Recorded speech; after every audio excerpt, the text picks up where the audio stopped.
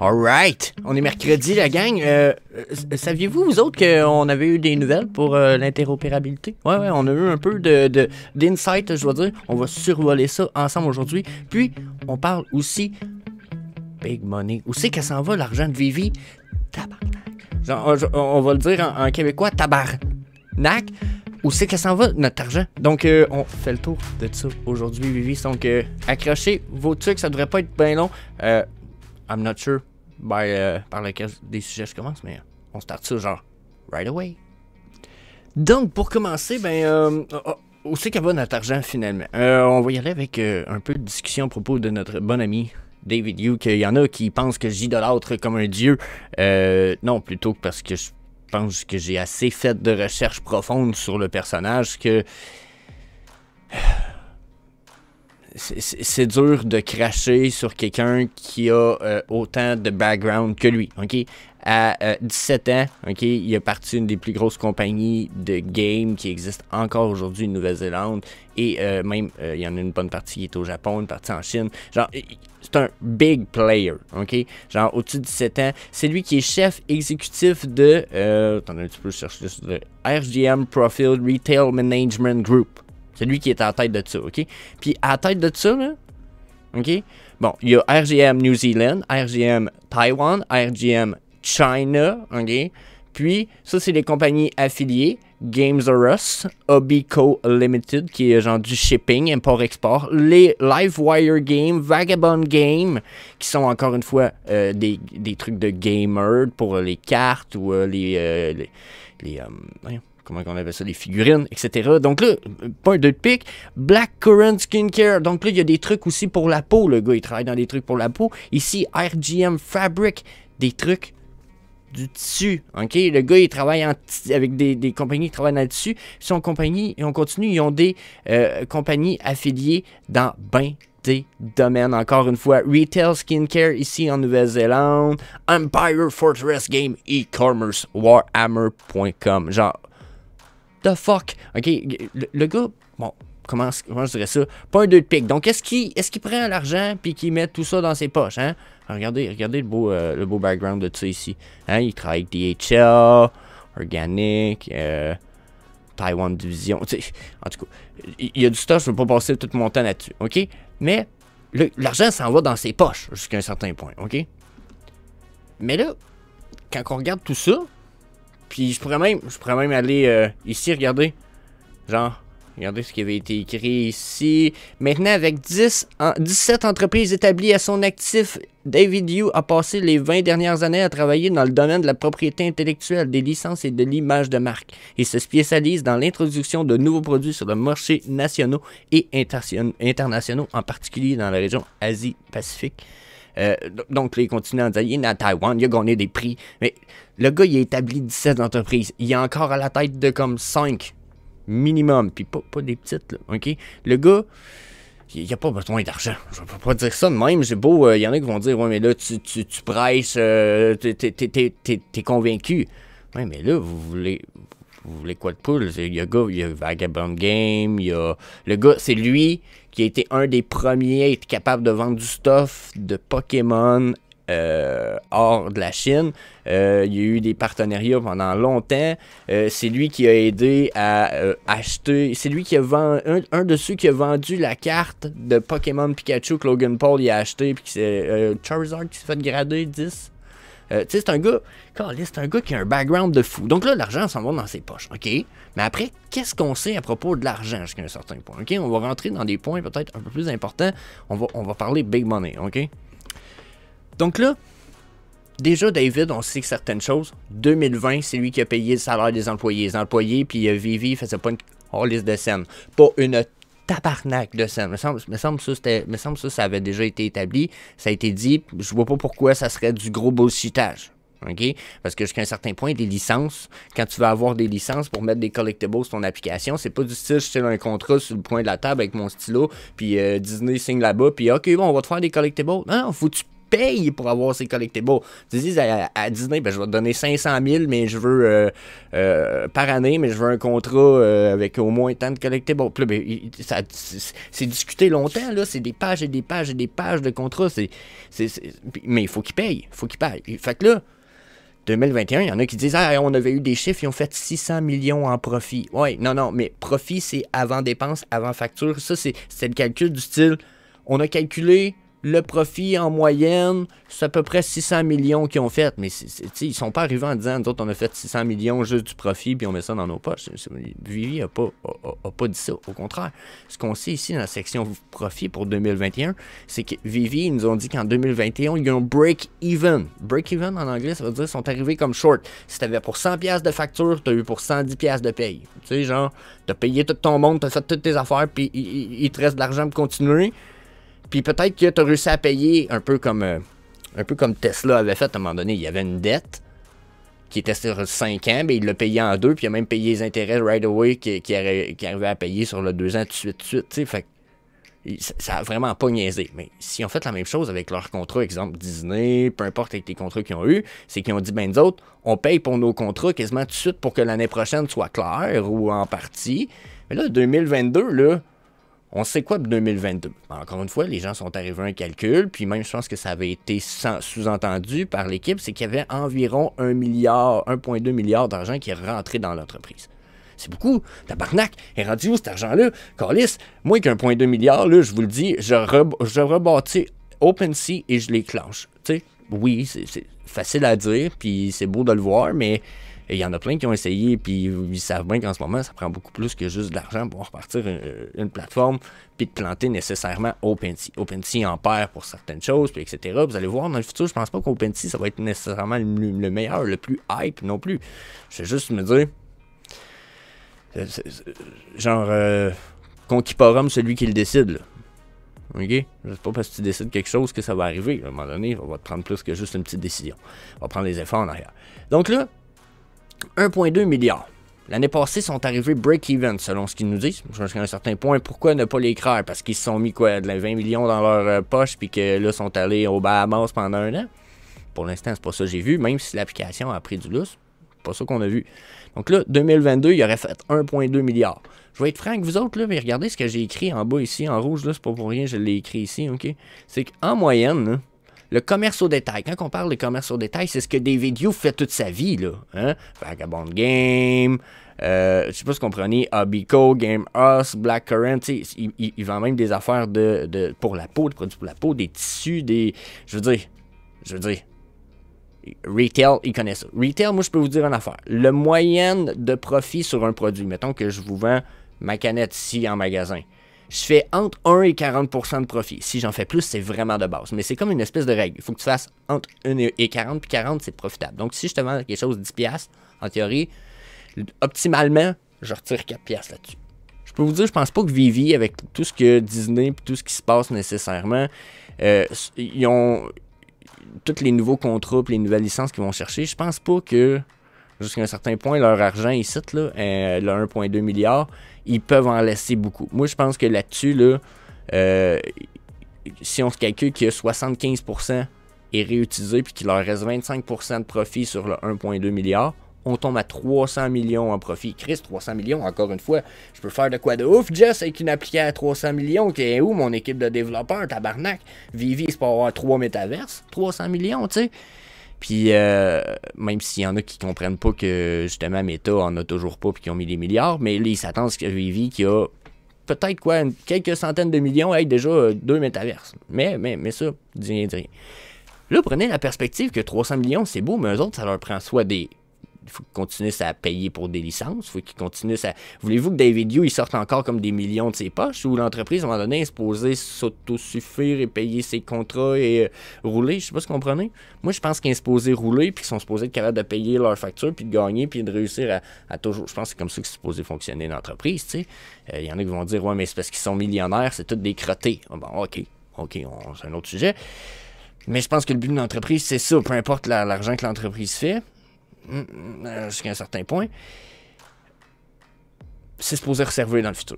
si on prend en compte que justement 90% de cet argent-là va être nécessaire pour 2023, d'où la petite flèche qu'il y a là, ben 90 millions, ça veut dire qu'il nous reste quoi? C'est 90% de tout ça, ça veut dire qu'il nous reste quoi? 30 000? 30 000 d'impoches de l'entreprise en profit s'ils réutilisent peut-être les 300 milliards dans l'année qui suit pour les nouveaux contrats, puis parce qu'ils vont être capables, j'imagine, de faire assez d'argent pour renouveler les autres, mais ça, c'est leur profit. Ce profit-là, c'est pour les nouveaux contrats, pour que, je sais pas, on s'entend encore lisse. Fait qu'il leur reste 30 000 $. Selon mon calcul rapide, là, en 2023, en théorie, s'ils veulent avoir de quoi pour avancer puis continuer à progresser, il leur resterait en théorie 30 000 $ pour se gâter dans leur poche. Tabarnak, c'est moi, c'est pas beaucoup. Puis il me semble que mon calcul est pas exagéré de cave, là, pour avoir déjà eu 2 entreprises, puis etc., pour avoir compris comment ça marche le marché fonctionne le marché au détail, je pense pas que ce soit très différent. David Yu, même dans le dernier interview sur lequel on va en discuter tout à l'heure, il dit même à un moment donné, il dit on gère ça un peu comme le marché au détail, nous c'est ce qu'on connaît. Mais Chris, marché du détail, c'est pas 75-90% des profits, puis je garde tout dans mes poches, ça. Puis il y en a qui oublient l'investissement futur. Faut que tu réinvestisses, faut que tu progresses, faut que tu évolues. Faut que justement, tu me dis, j'ai 300 millions. Je dis, Chris, ok, mais s'il me reste 30 000, ça veut dire rien qu'un employé de plus l'année prochaine. Y en a-tu qui ont pris ça en compte? Mettons qu'on en avait déjà rajouté 2 avec sur le 300 millions, 3 peut-être. Tu sais, genre, il y en a qui, je pense, qui perdent la perspective de à quel point l'argent est dépensé vite et que de nos jours, 1, 2, 10, 100 millions. Être millionnaire, dans le temps, là, c'était d'avoir beaucoup d'argent. Puis ça, c'est quand on était jeune, on parle de 20 ans. Maintenant, être milliardaire, c'est avoir beaucoup d'argent. 500 millions, c'est vite dépensé. Hey, saviez tous les frais qu'il y a à contacter de tout ça. Puis oh my god, il y a du frais là-dedans, mes amis. Épouvantable. Genre, tu te lèves le matin, tu respires du frais, des frais, puis tu te couches le soir avec ton entreprise, puis elle respire des frais encore. Donc là, la vie est faite de même. Je pense qu'il faut pas oublier ça. Puis en plus, vous voulez mon avis? Avec tout ce que David y a, genre, il fait au moins 5 000 $ par semaine. Ce qui veut dire qu'il doit faire 20 000 par mois depuis au moins 10 ans. Pensez-vous qu'il dépense tout dans les collectibles, mais pensez-vous que... parce que je sais qu'il dépense beaucoup, hein, soit dit en passant, je vous le dis, là, David, à toutes les semaines, a beaucoup d'argent qui part. Mais pensez-vous vraiment qu'il a besoin de plus d'argent, lui, là? Qu'il a besoin de se mettre 300 millions puis le 1 milliard d'impoches de plus pour être comme... je vais aller me baigner dans 2,5 milliards au lieu de 1,2 million. Genre, la différence, c'est... Genre, c'est pas Picsou, là. Genre, je sais pas si vous comprenez. Donc là, ma perspective là-dessus, c'était ça, la gang. L'argent, là, il en reste pas épais. Puis inquiétez-vous pas, hein. Dans les 300 millions que j'estime qu'il reste pour investir pour les prochains trucs, je suis pas mal certain qu'il y a des hosties de beaux achats. Puis quand je dis des achats, je parle pas juste d'achats de licence. Puis je parle pas juste non plus des employés, parce que je suis pas mal sûr que c'est prévu. Mais pas mal sûr qu'il y a bien du stuff qu'on va aimer d'ici 2024-2025. Mais je pense qu'il faut être patient encore un peu là-dessus. Je pense pas que notre argent on est en train de se faire voler. Notre cash, déjà, en fait, mettre une parenthèse, le cash-out était même pas supposé sur Vivi. C'était pas le but pantoute dans la première année. C'est parce qu'on l'a demandé, on l'a eu. Chris, toujours mieux le style qu'une claque d'en face. So, yeah. Ça, c'est ma petite part là-dessus. Là, on va aller voir ce que David a dit à propos de l'interopérabilité. J'ai trouvé que ça pourrait être bearish, mais ça peut être vraiment fucking bullish. So, pour ce qui est d'interopérabilité, David il a participé à une interview de Matt Gondek. Vous savez qui est Matt Gondek? On l'a sur Vivi. Il a fait des trucs. Il fait un podcast maintenant. Je sais pas si c'est nouveau ou pas, mais il y a un podcast. David a été sur celui-ci. Il a répondu à des questions intéressantes. Il a amené des points really interesting. Il a répondu un peu sensiblement au fodeur de l'interopérabilité pour Vivi. Il a fait pour réponse un peu la réponse. Il dit, pour commencer, il dit là, il faut que vous preniez en compte que nous autres, quand on a commencé en 2017-2018, là, il dit pour réussir à avoir des contrats qui débutaient 2 à 3 ans plus tard, Disney, en 2018, il dit quand on parlait crypto et etc., il aurait fallu qu'on parle d'interopérabilité et que ça soit transférable ailleurs rapidement, nos licencieurs comme Disney, n'importe qui n'auraient jamais signé avec nous. Pour la simple et bonne raison que pour ces compagnies-là, ce qui est important, c'est le client, la clientèle. OK, puis là, il y en a qui vont dire, ils vont m'arrêter tout de suite, ils vont dire, ben c'est ça, Vivi s'occupe pas de sa clientèle. Minute. Et pensez Disney style, OK? Arrêtez-vous pas là. Pensez Disney style. Les autres, ils se disent, moi, ma clientèle, là, l'interopérabilité, là, en 2017-2018, là, déjà, c'était super plein de fraudes, hacks. Puis, c'est pas qu'il y en a pas moins, là, en ce moment. Sauf que la connaissance du monde de la crypto était 0,0 déjà pour 99,999% du monde. Même ceux qui étaient dans le domaine, il y en a beaucoup qui réussissaient à se faire hacker. Quand je dis beaucoup, on parle de 50% du monde qui perdait qui se faisait souvent hacker, voler de l'argent ou etc. pour des raisons X, Y, Z. Donc là, tu vois Disney, eux autres rentrer là-dedans, dire oh, toi, tu veux qu'on. En plus, c'est une nouvelle affaire dans ce monde qui se font déjà voler, arnaquer et ce monde volatile-là. Oh, tabarnak, pas sûr, va rentrer avec toi, moi, champion. Dites-vous que eux, de prime abord, il aurait fallu qu'on leur dise que c'était les gens avaient accès à leurs trucs et pouvaient les sortir de l'application et les envoyer un peu partout, les perdre, se les faire voler. L'interopérabilité aussi, c'est hors Vivi. Jusqu'à un certain point, pensez à ça. Ça inclut que, comme en ce moment sur OpenSea, il y a des copies de nos collectibles de Vivi qui sont frauduleux, qui ne sont pas les vrais. Et là, imaginez que Disney va se faire taper sa tête éventuellement si en sortant un peu partout, là, puis surtout en 2017, 2018, 2020, 2021, là, c'est encore nouveau. C'est encore nouveau. Nous, on est full dedans le monde de la crypto. Il ne faut pas oublier que c'est nouveau pour 99% de la planète encore. Là, OK? Puis, comment j'aimerais ça? Ces gens-là, là, qui rentrent dans le monde de la crypto là, demain matin avec leur carte de crédit, leur ci, leur ça, là, la plupart n'y connaissent rien à la complexité du domaine du Web 3.0. La plupart ne feront pas les recherches. C'est que là, si tu dis, hey, Disney clientèle, amène ta carte de crédit, je vais t'emmener dans un truc crypto, puis là, ça se peut que durant tes transactions, là, tu l'envoies pas à bonne personne, puis que là, il va falloir appeler Customer Service, Disney, allô, Vivi, allô, hein, imaginez-vous toute la merde, le nombre d'employés que ça prend gérer la merde, le nombre de... Jamais ces licencieurs-là auraient embarqué. Puis c'est ce que David explique. Il dit ça n'aurait jamais marché. Vous n'auriez pas de Vivi aujourd'hui. Oubliez ça, l'interopérabilité. Dans ce temps-là, c'était... On n'en parlait même pas. Aussitôt que tu en parlais, justement, c'était pour dire que ça allait pas arriver parce que tu voulais pas négliger la sécurité des consommateurs. Donc, tu allais garder les assets, les NFT. C'est Vivi qui allait les garder en sécurité. C'était l'idée. C'est le but. C'était pas fou d'un point de vue entreprise, Web 2.0, là. OK? On sait que nous, on est dans le Web 3. Mais là, rajoutez le fait à ça que... OK?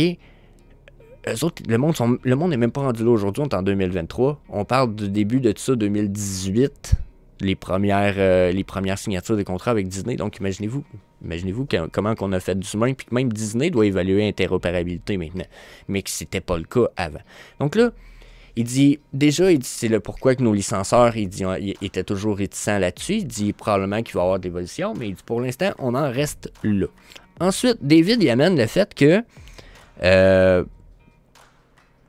il dit, pour ce qui est de l'interopérabilité, il dit, on veut s'assurer encore une fois que c'est sécure. Il dit, on veut s'assurer que la blockchain immutable soit prête, d'après ma barre. On veut s'assurer que les plateformes sur lesquelles sont envoyés, jusqu'à un certain point, les NFT, parce qu'ils veulent une interopérabilité, mais sécure. Donc, ils vont permettre une certaine interopérabilité dans le temps, mais avec des entreprises qui vont avoir prouvé de permettre la sécurité des assets.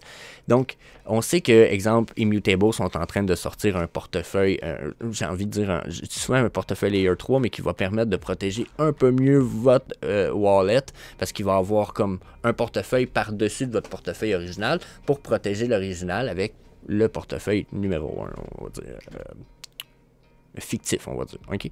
Donc, là, il y a plein de choses qui évoluent, puis il dit quelque chose d'important. Il dit en ce moment, on sait qu'il y a des grosses entreprises comme eBay, Amazon, qui sont en train de rouvrir leur propre marketplace.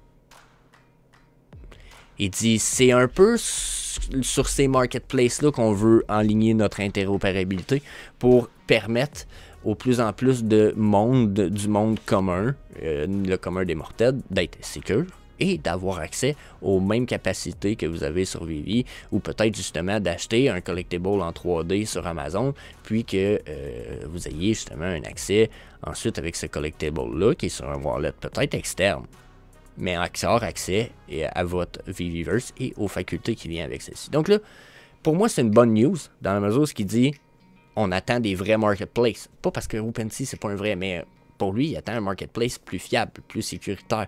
MetaMask, c'est pas ce qu'il y a de plus fiable. 3 wallets, il y a des défauts. Donc, puis même les cold wallets, je vous le dis, je vous en suggère un, j'en ai un dans la description, mais même les cold wallets, c'est encore chaud. Donc, that's it. Je pense que c'était bien de faire le survol de ça. Je trouve ça fucking intéressant que David il nous donne sa perspective, qu'il nous dise comme, ben, l'interopérabilité, ça s'en vient. Les compagnies en parlent, c'est good, mais on vise le top. On vise pas OpenSea.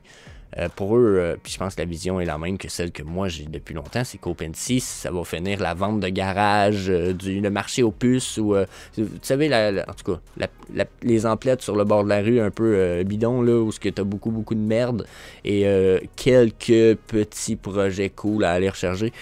Ça me fait penser à Quid il y a déjà 2 ans, OpenSea, tu sais, genre de projet que oui, cool, il y avait beaucoup, mais finalement ça va mourir, là.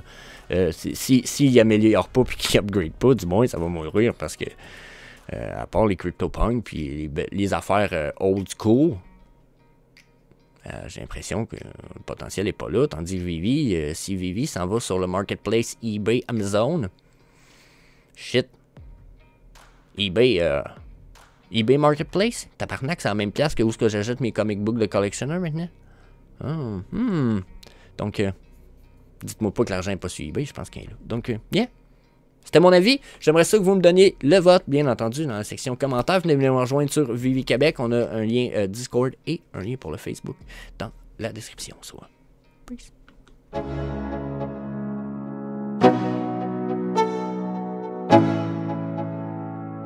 Let's go. Yo. I'm like an addict, do I gotta have it. I ain't even playing, got a really bad habit. If it moves, gotta grab it. Fuse like a magnet, lose, won't have it till I'm doomed in a casket.